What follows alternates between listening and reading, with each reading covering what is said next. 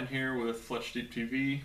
This week we're going to go over how I like to cut, fletch, go through my arrows. We're going to do the complete build. For my setup, what I do is I run it through a couple different arrow programs. I'll use Archer's Advantage, and I'll also use On Target 2, and I'll run through the shaft selector they have on there. You basically enter all your information of your bow, your poundage, your draw length, how long your arrows are going to be, whatnot, what kind of front weight you want to run. So if you want to mess with running different inserts, like on these arrows, I'm going to be running a brass insert, get a little better front of center and get that finish weight where I want it.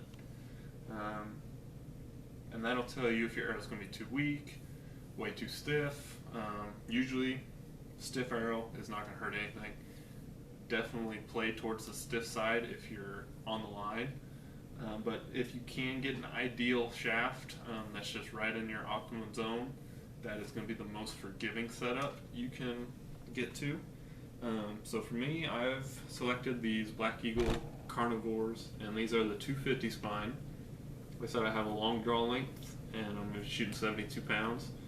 So I need a little bit stiffer arrow, especially since I'm going to be running that brass insert.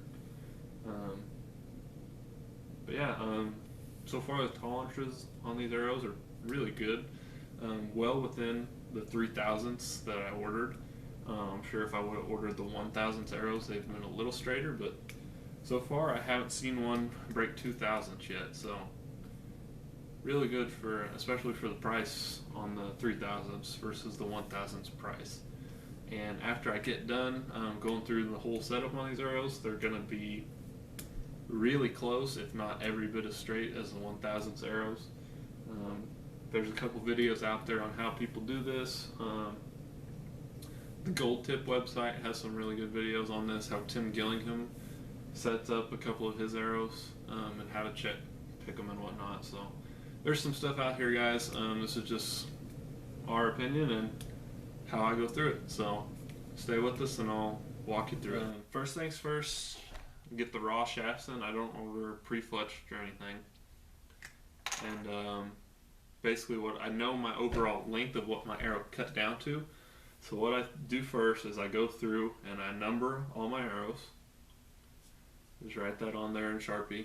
And then what I do is I put them on my straightness checker right here with a dial indicator on it. And what I do is I'm measuring each end so I can find which end is less straight. And that's the end I'm going to cut off of, whether it be from both ends, all from one end, less from another end, whatever that may be, to get down to my finish length. And that's going to give you the straightest arrow possible. So this one, for instance, we're bouncing about just over 1,000ths of an inch on the front end, and on the back end we're right about the same.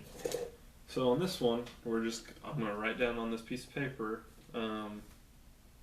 for my arrows, it's going to be 1 5/8" off both ends of the arrow.